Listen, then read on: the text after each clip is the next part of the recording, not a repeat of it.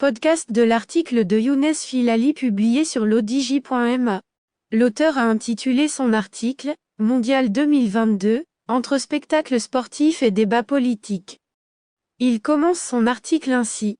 Après avoir été organisé pour la première fois en Afrique il y a 12 ans, Afrique du Sud, 2010, la plus prestigieuse des compétitions footballistiques internationales se tiendra cette année dans un pays arabe, ce qui sera là également une première.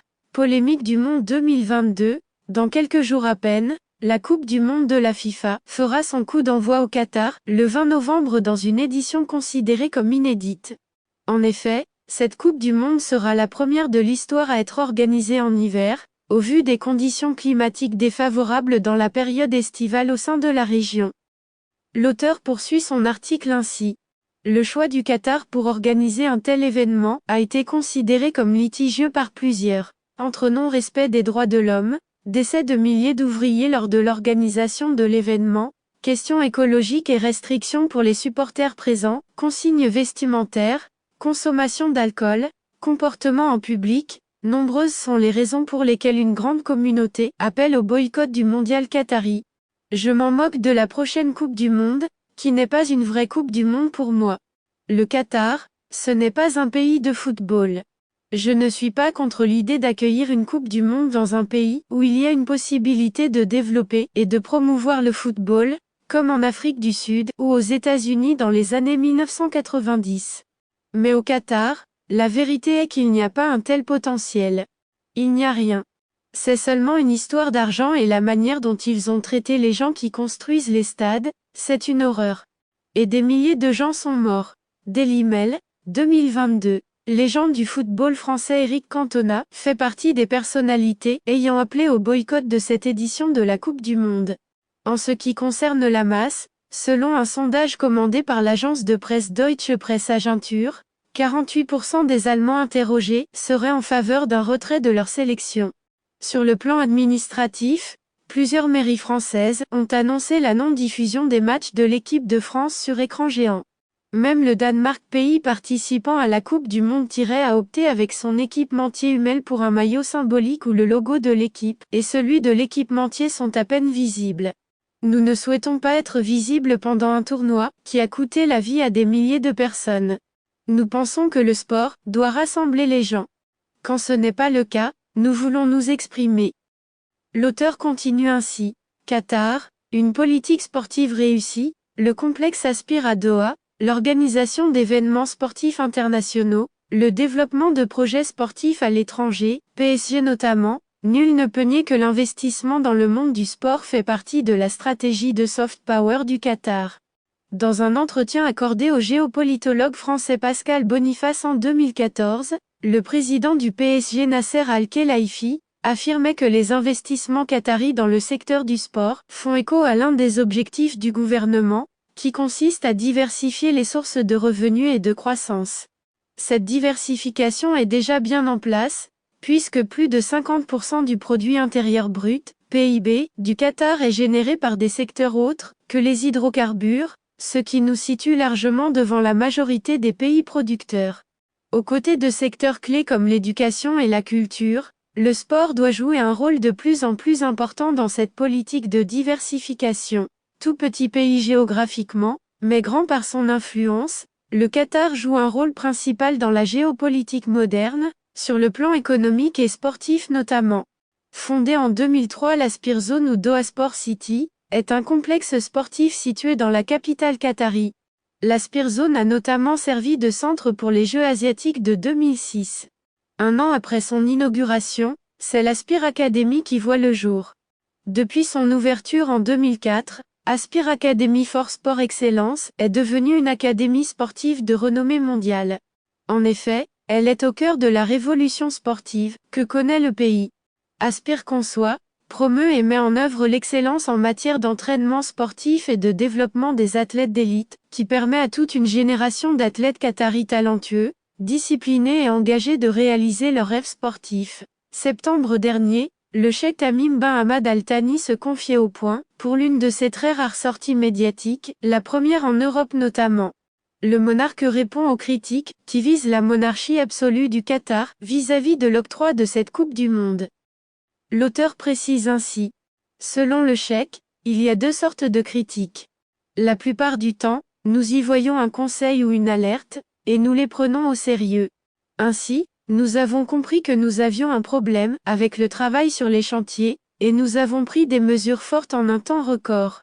Nous avons modifié la loi, et nous punissons quiconque maltraite un employé. Nous avons ouvert nos portes aux ONG, et nous coopérons avec elles. Nous en sommes fiers. Et puis il y a la seconde catégorie de critiques, celles qui se poursuivent quoi que nous fassions. Ce sont des gens qui n'acceptent pas qu'un pays arabe musulman comme le Qatar accueille la Coupe du Monde. Ceux-là trouveront n'importe quel prétexte pour nous dénigrer. Le Qatar a ainsi présenté une charte restrictive à ses très chers invités.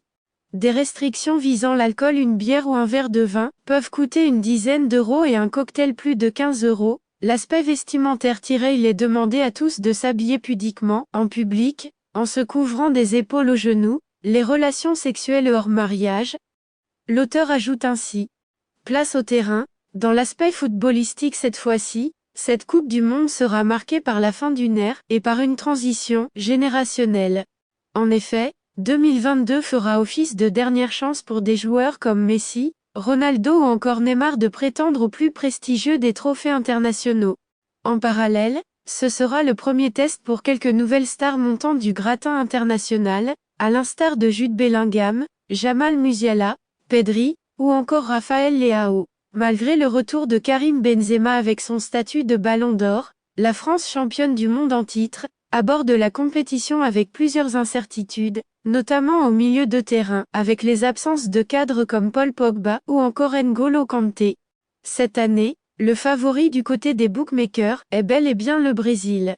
Doté du meilleur effectif avec une génération dorée composée de notamment Neymar, Vinicius, Paquetá, Richarlison, Rafinha ou encore Casemiro, le Brésil a la possibilité cet hiver d'ajouter une 6e étoile à son maillot, 20 ans après son dernier sacre dans ce même continent.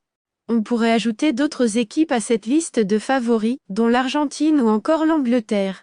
Cependant, l'outsider de cette compétition est bel et bien le Danemark, demi-finaliste du dernier Euro, et qualifié au final 4 de l'UEFA Nations League devant la France notamment. Le Danemark est doté de l'un des meilleurs collectifs de la compétition, et sera l'une des équipes à suivre au Qatar.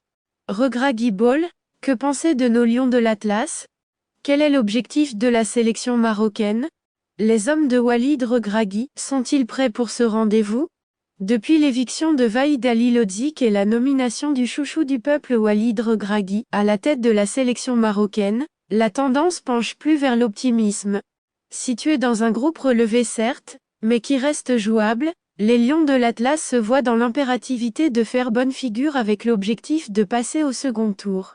Sur le papier, la liste communiquée par le sélectionneur marocain est très solide, composée de l'une des meilleures, si ce n'est la meilleure paire de latéraux du mondial avec Hakimi et Mazraoui, de cadres confirmés à l'instar de Bono, Saïs et Amrabat, de techniciens à l'image de Boufal, Harry, Ezalzouli ou Ounahi, et de joueurs qui ont tout approuvé comme Ziyech et Hamdallah. Le Maroc a tout pour réussir sa compétition et a la capacité de réitérer, si ce n'est battre l'exploit de Mexique 86. L'auteur conclut son article ainsi. La liste des absents comporte des joueurs qui ont participé à la qualification de la sélection marocaine, avec Adam Mazina, Imran Louza, Tariq Tissoudali, blessé, Ryan Mahe et Ayoub El Kabi, écartés. On pourrait citer d'autres noms écartés comme Sami Mahe, Munir El Haddadi, Anas Niti ou encore Soufiane Raimi. Malheureusement, une liste de 26 ne peut pas faire le bonheur de tout le monde. Cependant, le mercredi 23 novembre, à 11 h, chacun trouvera une excuse afin de rater son cours, ou s'échapper du boulot afin de suivre avec passion les premiers pas du Maroc dans cette Coupe du Monde. Rédigé par Younes Filali, et lu par l'intelligence artificielle de l'ODJ Media. N'oubliez pas de télécharger notre application l'ODJ Mobile sur Android et iOS, et de vous abonner à notre chaîne YouTube l'ODJ TV, si vous souhaitez être au courant des dernières actualités, podcasts et émissions télévisées.